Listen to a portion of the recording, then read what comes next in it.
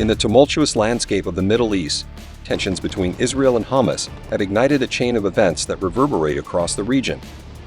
Join us on this journey through the escalating conflict and its geopolitical implications. אזרחי ישראל, אנחנו במלחמה. לא במבצע, לא בסבבים, במלחמה. The spark that set the region ablaze was lit on October 7, 2023, when the war between Israel and Hamas erupted. Fast forward to October 10, Iran's Ayatollah Ali Khamenei denied involvement in Hamas' attack on Israel, but celebrated what he deemed Israel's irreparable military and intelligence defeat. حامیان رژیم و بعضی از افراد خود رژیم غاصب یاوه‌گویی‌هایی در این دو سه روز کردند و ادامه داره، از جمله اینکه ایران اسلامی رو پشت این حرکت معرفی میکنن.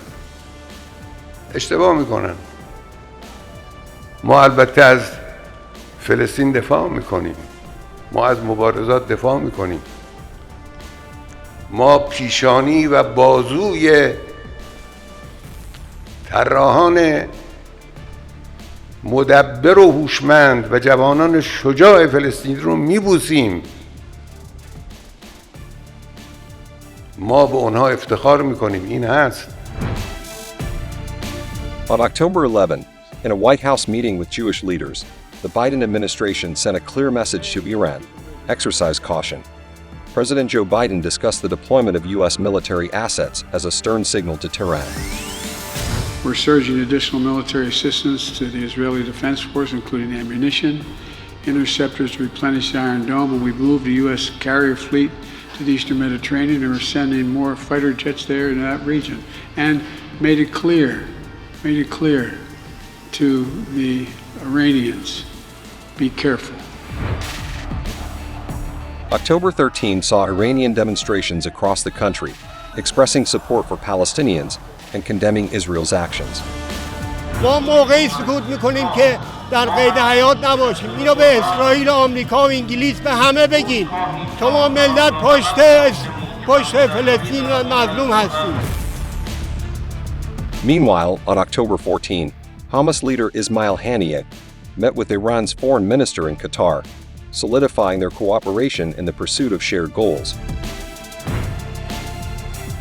Iranian President Ibrahim Raisi declared on October 18 that the explosion at a Gaza hospital marked the beginning of the end for the Zionist regime.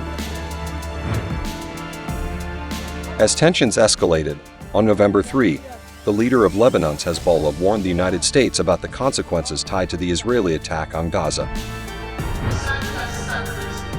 November 24 witnessed thousands marching in Tehran, expressing solidarity with Palestinians and denouncing Israeli actions.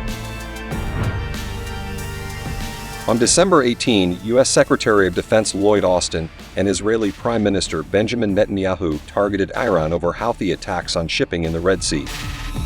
We're fighting a war of civilization against barbarism. This is a battle against the Iranian axis of terror, which is now threatening to close the maritime Strait of Bab el-Mandeb. This threatens the freedom of navigation of the entire world. A significant event unfolded on December 25 when an Israeli airstrike outside Damascus killed a senior advisor in Iran's Revolutionary Guards. December 28 marked the funeral led by Iran's Supreme Leader Ali Khamenei for General Saeed Razi Mousavi, highlighting the escalating tension.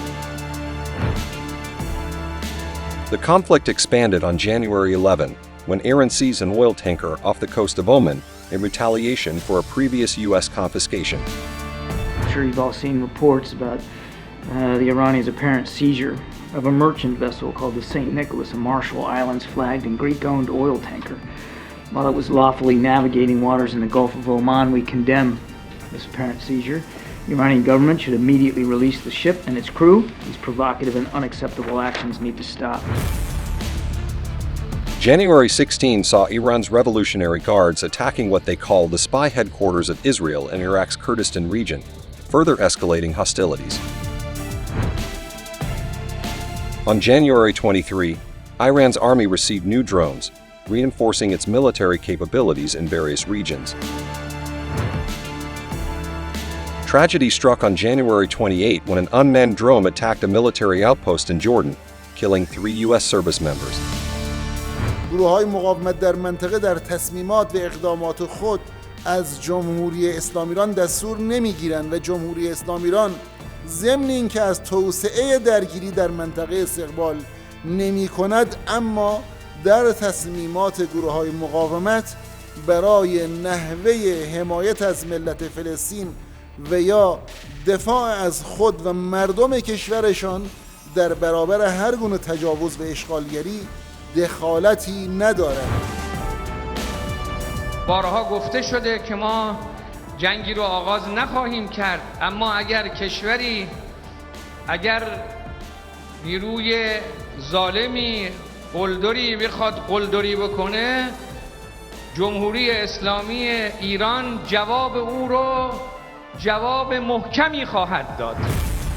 By February 2, Iranian President Ibrahim Raisi warned of a strong response to any bullying attempts, as the U.S. hinted at planning attacks in Iraq and Syria. On February 3, overnight U.S. airstrikes on pro-Iran targets in Iraq resulted in civilian casualties, intensifying the conflict. Video footage on February 7 captured the aftermath of a U.S. drone strike in Baghdad, targeting a commander from the Iran-backed Kataib Hezbollah.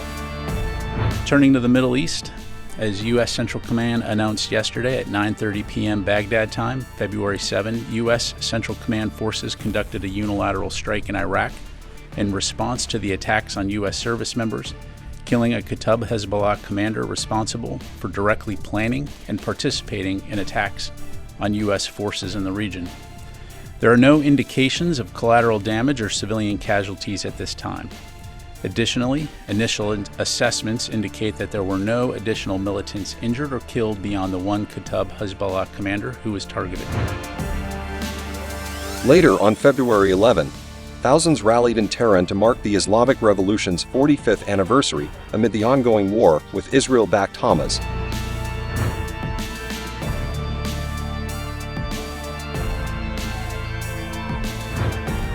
The stage is set, tensions rise, and the world watches with bated breath as the Middle East teeters on the brink of a larger conflagration. An immediate and coordinated response is imperative to address the growing threat posed by Houthi attacks on commercial vessels in the Red Sea and the Gulf of Aden. Will the region find a path to peace, or is it destined for further chaos?